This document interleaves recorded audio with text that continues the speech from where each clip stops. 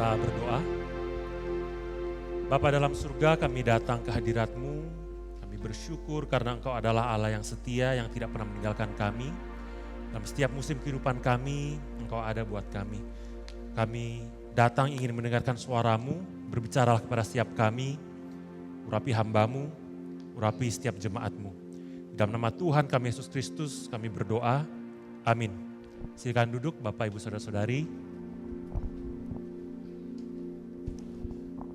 Kalau lihat posternya kayaknya agak-agak gimana ya temanya gitu ya, bucin rohani dan ya itulah ya, FBR, ya. F Boy Rohani. Saya ingin mengajak kita membaca satu bagian dari firman Tuhan, Roma 6 ayat 18 dan 19. Kita sudah baca di depan tadi tapi kita akan baca sekali lagi. Roma 6 ayat 18 dan 19. Kita baca bersama-sama ya. Sudah menemukan? 1, 2, 3. Kamu telah dimerdekakan dari dosa dan menjadi hamba kebenaran. Aku mengatakan hal ini secara manusia karena kelemahan kamu. Sebab sama seperti kamu telah menyerahkan anggota-anggota tubuhmu menjadi hamba kecemaran dan kedurhakaan yang membawa kamu kepada kedurhakaan. Demikian hal kamu sekalian sekarang harus menyerahkan anggota-anggota tubuhmu menjadi hamba kebenaran yang membawa kamu kepada pengudusan. Bapak Ibu Saudara-saudari, kalau kita lihat drama percintaan anak muda zaman sekarang gitu ya, itu kira-kira ada dua macam orang ekstrim. Ada satu macam orang dalam percintaan dia merasa dia harus memberikan segalanya, harus berkorban, harus mencurahkan segenap hati untuk pasangannya. Kalau kita pakai bahasa zaman sekarang nyebutnya bucin, ngebucin banget gitu ya. Tapi di ekstrim yang satu, ada orang yang merasa saya layak mendapatkan segalanya, saya berhak dipenuhi kebutuhan saya, pasangan saya itu ya ada untuk saya. Dia kayaknya itu berhak untuk mendapatkan semua yang dia mau gitu. Untuk bahasa anak zaman sekarang, bahasa anak muda saya akan sebut satu kali, ini saja, disebut fuckboy gitu ya. Itu bahasa anak zaman sekarang. Dalam sepanjang khotbah ini saya akan singkat menjadi FX boy atau F boy rohani, FBR ya kira-kira itu teman-teman tahu. Jadi ada dua macam orang ini yang apalagi kalau mereka ketemu gitu ya, jadi pasangan satu sama lain, kayaknya seru ngelihatnya gitu ya. Yang satu ngebucin banget, yang satu kayaknya manfaatin banget gitu loh. Dan tentu kita gemes ngelihatnya. Kira-kira saya rasa mungkin itu yang dirasakan Rasul Paulus. Waktu dia melihat di jemaat Roma, kayaknya kok ada dua macam jemaat nih, dua macam orang Kristen gitu ya. Ada semacam orang Kristen yang dalam setiap hal dia itu dalam tanda kutip seperti bucin. Saya harus memberikan semua untuk Tuhan, saya harus pelayanan, harus puasa, harus doa, saat teduh, harus. Semua isinya kekristenan adalah harus, dan harus. Itu seperti bucin rohani. Di sisi yang lain, ada orang yang mengatakan kan Tuhan sudah menghapuskan dosaku, masa lalu, masa sekarang, masa depan. Ya udah dong, kan udah dapat tiket to heaven, ya udahlah hidup orang Kristen ya gini-gini aja, kita kan udah bebas. Ya jatuh dalam dosa juga no problem, gak usah meninggalkan kehidupan yang lama. Tuhan kan memang harus gitu menebus semua kesalahan saya. Itu seperti FB rohani gitu ya. Dalam bahasa teologinya yang keren, orang-orang yang ngebucin ini disebut kaum legalis. Semua isinya peraturan. Kekristenan itu harus ini, harus itu, harus itu. Di sisi yang ini disebut sebagai kaum antinomian, anti hukum. Tidak ada hukum, dalam kekristenan gak ada hukum, kita bebas. Kita di bawah hukum kasih, kamu jangan menghakimi saya. Inilah adanya saya, Tuhan harus menerima saya, kan Tuhan mengasihi. Saya gak usah meninggalkan dosa dong kan. Tuhan ada untuk saya, Tuhan mati untuk saya. Bapak Ibu Saudara-saudari, kalau kita perhatikan di teks yang sudah kita baca tadi, Roma 6, kita akan melihat dua kalimat ya. Di ayat 18, kamu telah dimerdekakan dari dosa. Ini kalimat pernyataan. Orang-orang yang terlalu fokus pada kalimat ini saja akan melihat, saya kan sudah dimerdekakan dari dosa. Tuhan kan sudah mati buat saya. Ya udah dong, kenapa saya harus merubah hidup saya? Saya bisa mempertahankan pola hidup yang lama, ya gonta-ganti pacar, seks bebas, mungkin narkoba, mungkin hidup tidak bertanggung jawab, mungkin tidak perlu saat teduh dan sebagainya. Ya saya kan gak terikat oleh hukum apa-apa. Jadi kalau fokus ke kalimat ini, buahnya kira-kira begitu. Nah, di bagian terakhir ayat 19 dikatakan, kamu sekarang harus menyerahkan anggota-anggota tubuhmu menjadi hamba kebenaran. Kalau kita terlalu fokus kepada kalimat ini, kalimat perintah ini, most likely kita akan jatuh kepada ekstrim yang lain, bukan? Kita akan menjadi bucin rohani. Kita akan, oh iya jadi berarti sekarang harus pelayanan, harus ini, harus itu, nggak boleh ini, nggak boleh itu. Akan banyak sekali do's and don'ts di dalam kekristenan.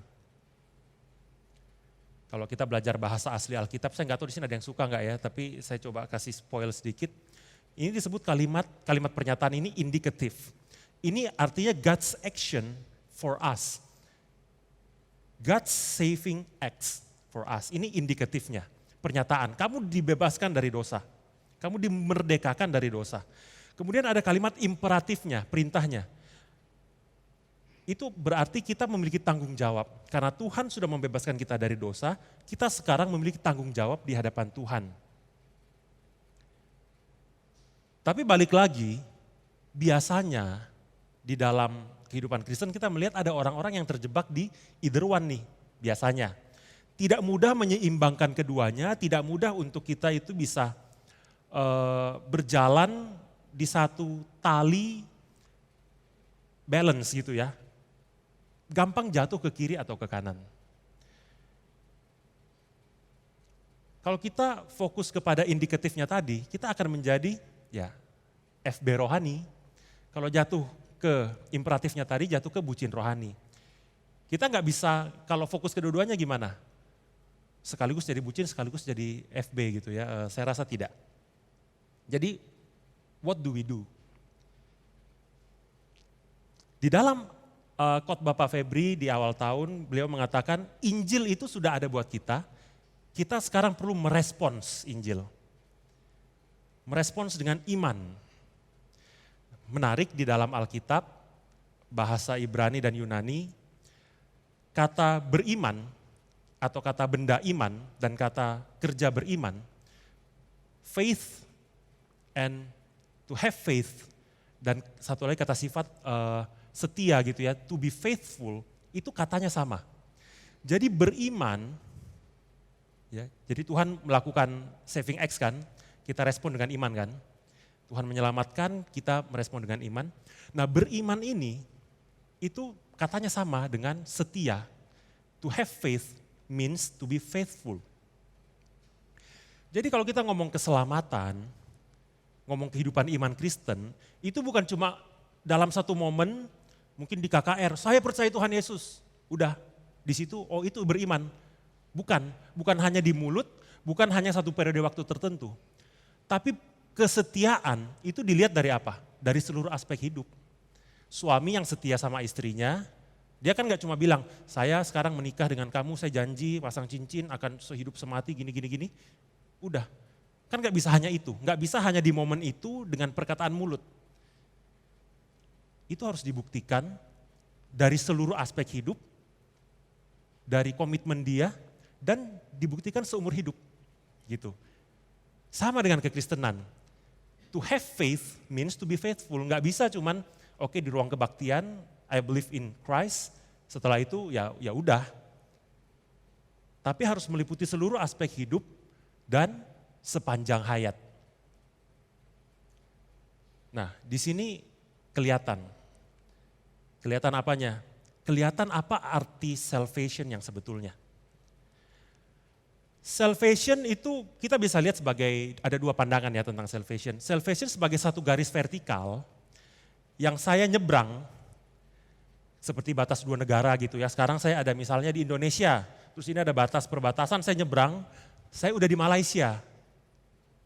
Ada salvation yang model begitu, pandangan yang melihat salvation, oh saya nggak percaya Kristus, saya percaya sekarang I am saved.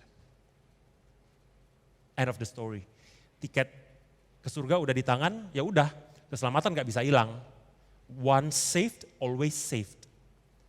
Tapi ada satu pandangan yang melihat kekristenan bukan, keselamatan bukan satu garis vertikal, tapi satu garis horizontal. Ini satu perjalanan iman yang harus kita jalanin sampai kita ketemu Tuhan, baru kita bisa ngomong gini, I am now saved. Di dalam pandangan ini, belum ada dari kita yang betul-betul selamat. Dalam artian kita nggak bisa ngomong, I am fully saved now. I have attained salvation. Nggak ada.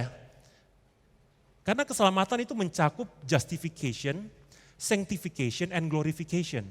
Kita dibenarkan di dalam kematian Kristus, kita mengalami pengudusan seumur hidup kita, dan ketika kita ketemu Tuhan, dan pada akhir zaman kita dibangkitkan dengan tubuh kemuliaan yang baru, baru kita bisa ngomong ini, genap semua proses keselamatan selesai ketika tubuh yang baru itu sudah kita dapatkan.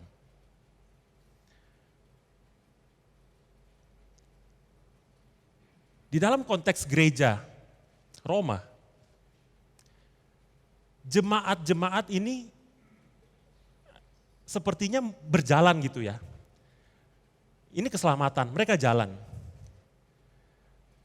Tapi somehow ketika mereka jalan, namanya orang jalan ya, ini kan perjalanan. Kadang-kadang kan bisa berhenti. Kadang-kadang bisa noleh belakang, bahkan bisa mundur. Makanya di dalam proses keselamatan yang horizontal ini, ada orang mengatakan, ya kalau kamu berhenti berjalan mundur ya keselamatanmu hilang. Nah ini jadi perdebatan sepanjang sejarah kekristenan, hari ini nggak ada jawabannya, Bapak Ibu jangan tanya saya. Saya hanya bisa menunjukkan ada dua. Ada yang mengatakan keselamatan nggak bisa hilang, karena ini garis vertikal, saya cross, udah di sini ya di sini. Ada yang mengatakan keselamatan satu garis horizontal, saya jalan, kalau saya muter balik, murtad, ya nggak selamat gitu loh. Nah, jemaat Roma somehow Rasul Paulus melihatnya, kamu muter. Dalam perjalanan imanmu, kamu mundur. Karena dikatakan di sini, kalau kita baca seluruh pasal 6 sampai pasal 8, kita akan menemukan, kita bisa melihat ada dua macam jemaat. Jemaat orang Yahudi dan non-Yahudi. Nanti di rumah dibaca ya pasal 6 sampai 8. Ada dua macam jemaat nih. Jemaat Yahudi, jadi orang Yahudi yang jadi Kristen. Kemudian yang non-Yahudi yang juga jadi Kristen. Jadi ngumpul di satu gereja, di jemaat Roma. Dua macam orang ini, di dalam perjalanan iman, kelihatannya mundur. Yang Yahudi, orang Yahudi itu kan kalau khotbah KU1 tadi Pak Sunokolin mengatakan orang Yahudi salah satu identitas yang kuat di dalam diri mereka adalah hukum Taurat. Mereka merasa punya Taurat, dalam melaksanakan Taurat mereka merasa punya yang namanya self-righteousness. Jadi dengan melakukan hukum merasa puas, merasa memperkenan Tuhan, merasa rohani, merasa lebih dari orang lain, ada dapat esteem dan seterusnya gitu ya. Jadi somehow di dalam kehidupan Kristen, mereka yang tadinya sudah diselamatkan, sudah tidak lagi di bawah hukum Taurat, sudah dimerdekakan dari Taurat, kok balik lagi, kok mundur gitu loh. Nah Rasul Paulus menegur itu. Tapi ada jemaat yang non-Yahudi, yang tadinya biasanya ya hidupnya itu ya menyembah berhala, kalau menyembah berhala di kuil-kuil itu biasanya modelnya adalah ada apa ya, priest, pendeta-pendeta wanita di situ yang ya pokoknya nggak bagus gitu ya. Jadi mereka biasa gitu dengan kehidupan dosa, kehidupan pergaulan bebas. Dan waktu mereka jadi Kristen, somehow dalam perjalanan itu mereka udah dibebaskan dari dosa, tapi mundur balik lagi ke kehidupan yang lama. Manusia lamanya nongol lagi Bapak Ibu Saudara-saudari. Orang-orang Yahudi yang balik lagi ke hukum, itu menyebarkan ajarannya. Orang Yahudi Kristen ya, dia menyebarkan lagi, oh Kristen itu harus gini, harus gini, harus gitu. Kamu nggak bisa kalau jadi Kristen terus nggak puasa, kamu nggak bisa kalau nggak jadi Kristen nggak gini, harus pelayanan, harus rajin, harus begitu, doa 7 kali sehari. Tapi orang-orang yang Gentiles, yang non-Yahudi, yang jadi Kristen, oh ya kan Tuhan sudah bebaskan kita, Tuhan nggak perlulah kita itu, nggak apa-apa dong saya kalau lewat di depan kuil berhala terus saya ikutan makan di situ, ikutan menikmati tari-tarian di situ, bergaul dengan bebas di situ, ya nggak apa-apa dong mestinya. Tapi Rasul Paulus mengatakan ini adalah manusia lama Bapak Ibu Saudara-saudari. Saya mengajak kita membaca Galatia 5 ayat 16 dan 17. Galatia 5, 16 dan 17. Saya bacakan untuk kita semua ya. Maksudku ialah, hiduplah oleh roh, maka kamu tidak akan menuruti keinginan daging. Sebab keinginan daging berlawanan dengan keinginan roh, dan keinginan roh berlawanan dengan keinginan daging. Karena keduanya bertentangan, sehingga kamu setiap kali tidak melakukan apa yang kamu kehendaki. Kalau dalam perjalanan iman kita berjalan maju ini dipimpin roh, dan kadang-kadang kita bisa ketarik ke belakang. Yang narik ke belakang ini apa Bapak Ibu? Dari yang kita baca tadi.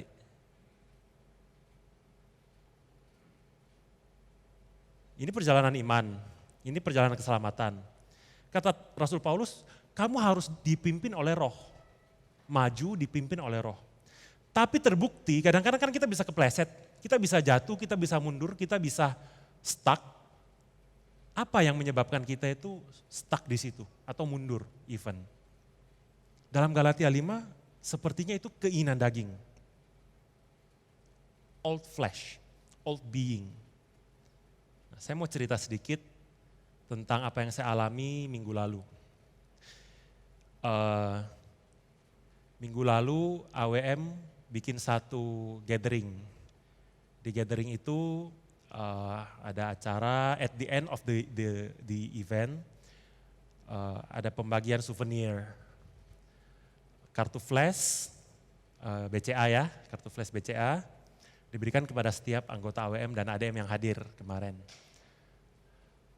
Saya dapat dan saat itu kita biasalah anak-anak muda kan, lu berapa, ternyata ada isinya gitu kan, tap cek di handphone gitu kan, NFC.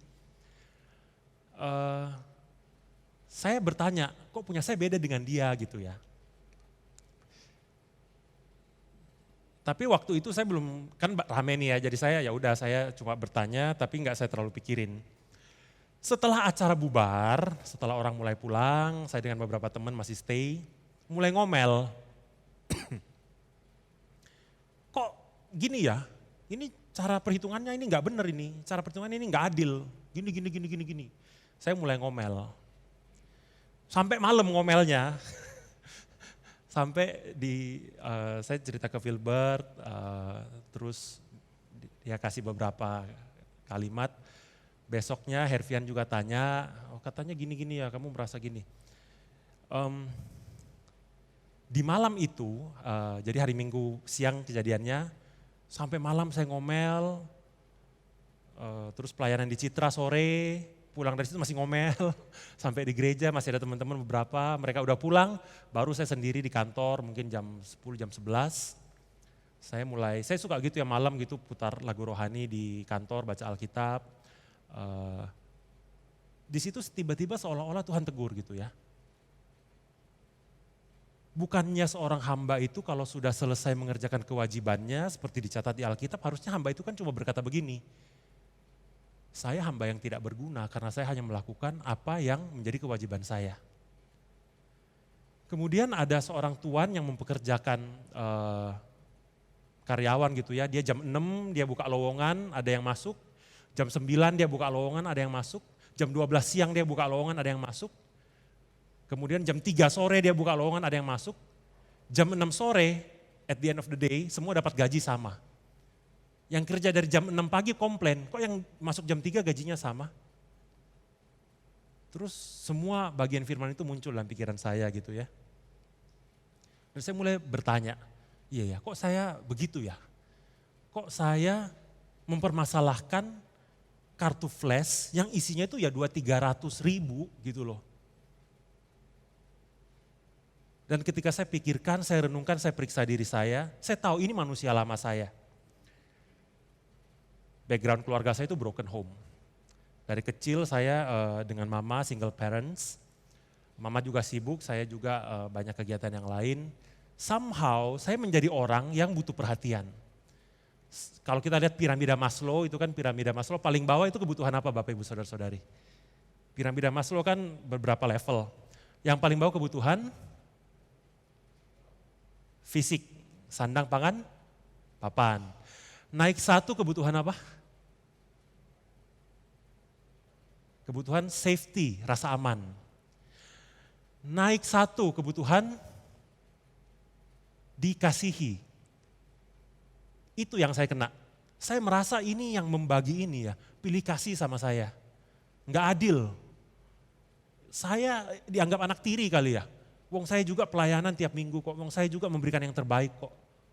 Meskipun di belakang layar gitu misalnya. Saya mulai merasa, wah ini saya nggak dikasihi, saya ini nggak benar ini. Naik satu lagi esteem.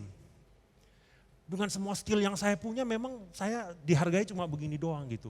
Saya mulai ngomel, manusia lama saya yang butuh pengakuan, yang butuh dikasih, yang butuh perhatian, yang butuh disanjung-sanjung, ini nongol kembali tanpa saya sadar, muncul dia. Dan waktu dia muncul, saya yang seharusnya dalam perjalanan itu dipimpin roh, dipimpin kesabaran, cinta kasih, ketekunan, dan seterusnya. Tiba-tiba mundur, jadi ngomel. Bahkan teman-teman yang ngelihat mungkin tersandung juga gitu ya, maksudnya kok ini orang bukannya hamba Tuhan ya, kok kayaknya motivasinya duit gitu. Mungkin ada juga yang melihat, mungkin saya kan ngomel-ngomel gitu ya, mungkin ada yang ngelihat, wah ini kok begini. Jadi manusia lama itu di Galatia 5 tadi dikatakan itu bertentangan dengan keinginan roh. Roh mau memimpin kita maju, manusia lama narik kita mundur. Bapak Ibu Saudara-saudari, di malam itu saya sadar gitu ya, ini manusia lama saya yang nongol. Ya, saya minta ampun sama Tuhan, ya besoknya saya call dengan Hervian, saya ceritakan gitu ya, dan seterusnya. Ya saya bersyukur ada teman-teman yang menguatkan saya, mengingatkan saya tentang banyak hal. Jadi apa implikasinya buat setiap kita? Implikasi buat setiap kita pada pagi hari ini yang pertama. Identitas kita, itulah yang menentukan actions kita. Jadi kita di dalam Roma 6 tadi dikatakan kamu adalah orang yang telah dimerdekakan dari dosa. Kita adalah budak kebenaran. Kamu harus menyerahkan anggota-anggota tubuhmu menjadi hamba kebenaran yang membawa kamu kepada pengudusan. Jadi identitas ini yang menentukan action kita di dalam kehidupan sehari-hari. Pertanyaannya, kalau kita ini slaves to righteousness, berarti kita kan bukan bucin rohani. Kita juga bukan FB rohani. Kita budak kebenaran, hamba kebenaran.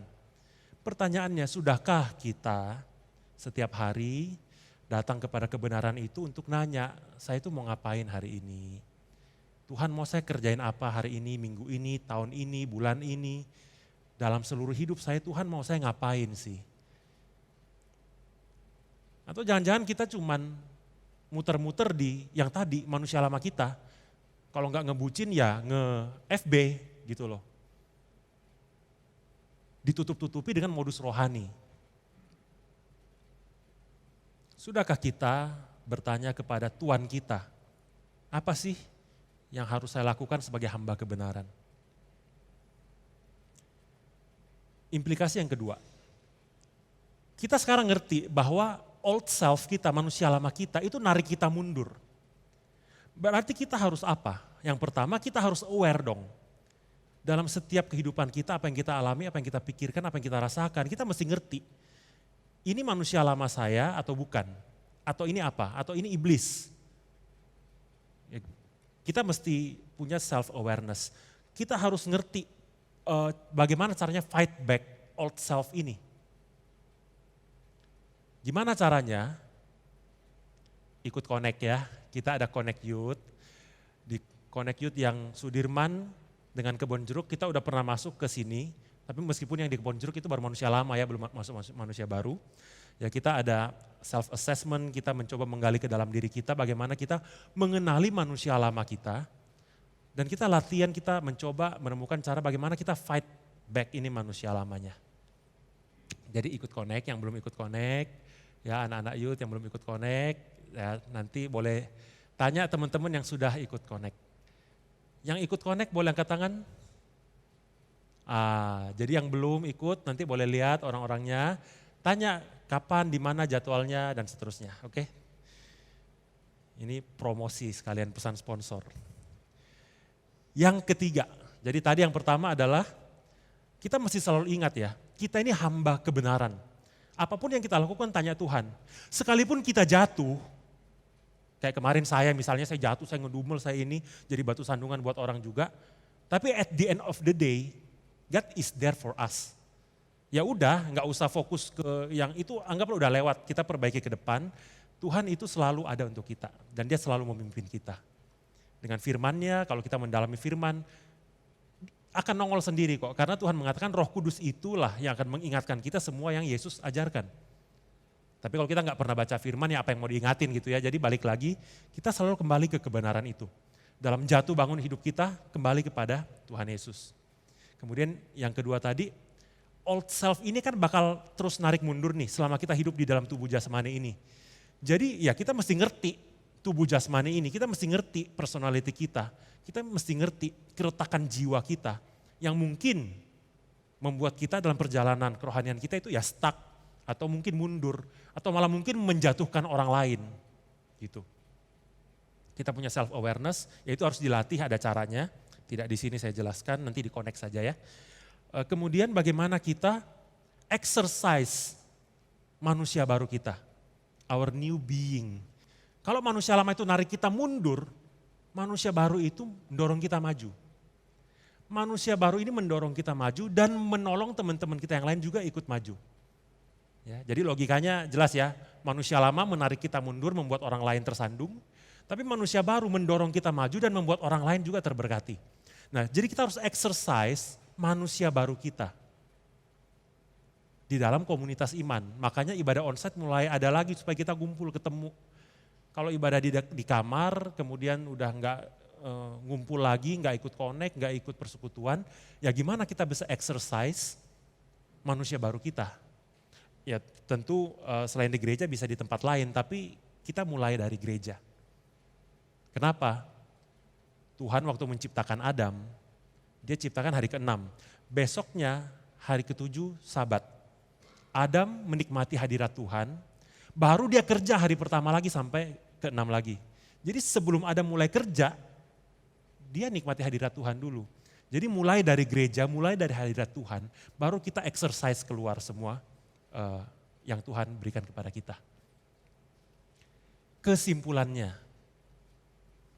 kekristenan, berita Injil itu bukan satu agama yang membawa satu paket peraturan-peraturan supaya kita jadi bucin rohani, bukan. Kekristenan dan berita Injil juga bukan satu berita yang membuat kita tuh bebas melakukan apa saja, ya seperti seorang FB rohani. Tapi kekristenan adalah satu perjalanan iman, berelasi dengan Tuhan Allah bersama saudara-saudara seiman. Di mana di dalam perjalanan ini kita mesti terus-menerus sadar bahwa identitas kita itulah yang menentukan action kita, bukan sebaliknya. Kalau saya bisa begini begitu, baru saya begini begitu, bukan. Kalau saya bisa puasa 40 hari 40 malam, nanti baru saya jadi anak Tuhan, bukan. Tapi karena saya sadar dalam kehidupan saya punya manusia lama ini dan itu, Tuhan mau saya berpuasa untuk mematikan kedagingan saya misalnya. Jadi identity yang menentukan actions. Dan kita harus selalu aware dan fight back manusia lama kita. Dan kita juga harus selalu exercise manusia baru kita dalam konteks komunitas. Kiranya Tuhan memberkati kita semua, mari kita berdoa. Bapa Surgawi, kami bersyukur untuk firman-Mu, kami bersyukur untuk berkat rohani yang Tuhan sediakan buat kami pada pagi hari ini, pada siang hari ini, kami boleh disadarkan betapa kadang dalam kehidupan rohani kami bisa jatuh bangun, kami bisa bahkan mundur. Tapi kami bersyukur karena Tuhan tidak pernah meninggalkan kami, Tuhan selalu ada buat kami. Keselamatan itu sudah diberikan kepada setiap kami sehingga kami boleh menjalaninya bersama Tuhan dan bersama saudara seiman kami. Terima kasih kami boleh diingatkan siapa kami bukan bucin rohani, kami bukan fuckboy rohani, kami mau menjadi hamba-hamba kebenaran. Kami tidak mau terjebak dalam legalisme, kami juga tidak mau terjebak di dalam antinomianisme. Kami mau menjadi hamba-hamba kebenaran yang terus tanya Tuhan, apa yang harus kami perbuat dalam hidup kami, dalam pekerjaan kami, dalam kehidupan rohani kami, dalam relasi kami. Kami mau melawan akan manusia lama kami yang suka menarik kami mundur. Juga tipu muslihat iblis, kiranya Tuhan yang melindungi kami dari semua kuasa gelap yang mau menjatuhkan kami. Tuhan tolong kami exercise manusia baru kami dalam konteks komunitas. Buat setiap kami yang mungkin belum punya komunitas, Tuhan berikan kami hati yang rindu. Bergabung dengan komunitas-komunitas kelompok kecil di tempat ini. Di dalam connect. Supaya kami boleh bertumbuh setiap hari. Menjadi semakin serupa dengan Tuhan kami Yesus Kristus. Ini doa kami. Demi Kristus Yesus Tuhan kami berdoa. Amin. Tuhan memberkati kita semua.